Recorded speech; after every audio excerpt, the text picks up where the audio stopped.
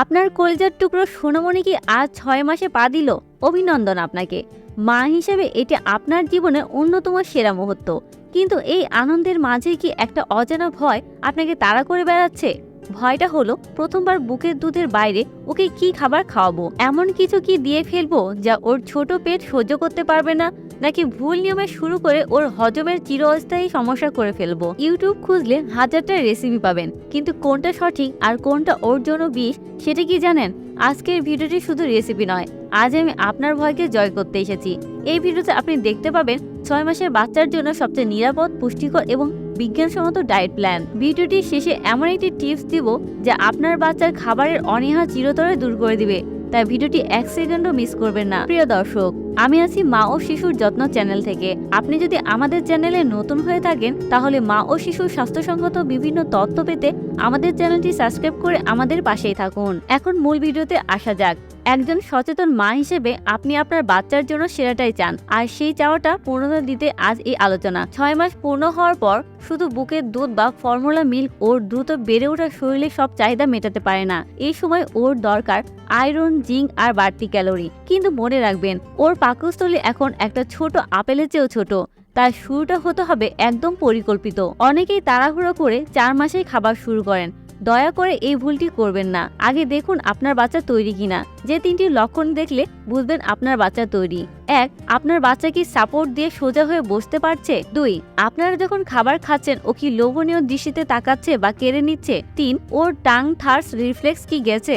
অর্থাৎ মুখের খাবার দিলে ও কি জিহ্বা দিয়ে ঠেলে ভিতরে দিচ্ছে নাকি বাইরে ফেলছে? এই ৩টি লক্ষণ না থাকলে আরও কয়েকটি দিন অপেক্ষা করুন। প্রথম সপ্তাহটা কোনো রেসিপি ট্রাই করার সময় নয়, এটি হলো ইন্ট্রোডাকশন পিরিয়ড। মনে রাখবেন, লবণ আর চিনি বাচ্চার জন্য সাদা বিষ। ১ বছরের আগে ভুলেও বাচ্চার খাবারে দেবেন না। শুরু করুন একদম পাতলা রাইস পিউরি বা চালের গুঁড়া জাউ দিয়ে। প্রথম দিন মাত্র ১ চামচ। হ্যাঁ, ঠিকই শুনেছেন, মাত্র ১ চামচ। আপনি চান না আপনার বাচ্চার কচি পেটে হুট করে লোড পড়ে যাক। ওকে সময় দিন নতুন স্বাদ বুঝতে। আবার অনেক মাই চিন্তায় পড়ে যান, সবজি দিয়ে শুরু করব নাকি ফল দিয়ে, কোনটি আগে? আমার পরামর্শ হলো প্রথমে সবজি দিন, কারণ ফলের মিষ্টি স্বাদে একবার অভ্যস্ত হয়ে গেলে ও কিন্তু সবজি খেতে চাইবে না। মিষ্টি কুমড়া বা গাজরের পিউরি এগুলো সিদ্ধ করে একদম মিহি করে চটকে দিন। এতে আছে বিটা ক্যারোটিন, যা চোখের জ্যোতি বাড়াবে। কলা মায়েরাও পছন্দ করেন, আবার বাচ্চারাও। কিন্তু শুরুতেই পুরোটা নয়, অল্প একটু চটকে দিন। ডালের পানি বা ভাতের মার, এটা দিয়ে লিকুইড থেকে সলিডে যাওয়ার ট্রানজেকশনটা সহজ হয়। যখন দেখবেন আপনার বাচ্চা প্রথমবার নতুন স্বাদের খাবার খেয়ে মুখটা কুঁচকে ফেলেছে বা হাসছে, সেই তৃপ্তিটা পৃথিবীর সব সম্পদের চেয়েও দামি। এই আনন্দটা উপভোগ করুন, জড়াজড়ি করবেন না। বাচ্চার খাবার তৈরির আগে নিজের হাত ওর বাটি চামচ গরম পানিতে ধুয়ে নিতে ভুলবেন না। আর হ্যাঁ, 3 ডে রুলস ফলো করুন।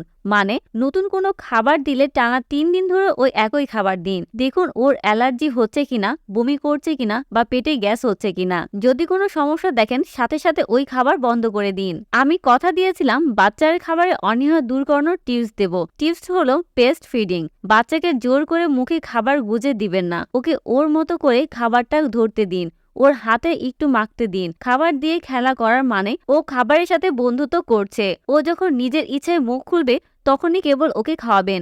দেখবেন খাবারের সময় কান্নাকাটি চিরতরে বন্ধ হয়ে গেছে। মা হওয়া একটা লম্বা সফর। প্রথম সলিড খাবার শুরু করা সেই সফরের একটা মাইল ফলক। ধৈর্য ধরুন, বাচ্চার ওপর বিরক্ত হবেন না। আপনার ভালোবাসা আর সঠিক খাবারই ওকে একজন সুস্থ সবল মানুষ হিসেবে গড়ে তুলবে। ভিডিওটি যদি আপনার একটুও উপকারে আসে তবে লাইক দিয়ে আমাকে অনুপ্রাণিত করবেন। আর আপনার সোনামণি প্রথম দিন কি খেয়েছিল সেটা কমেন্টে জানাতে ভুলবেন না। দেখা হবে পরবর্তী ভিডিওতে। ততদিন ভালো থাকুন, সুস্থ থাকুন।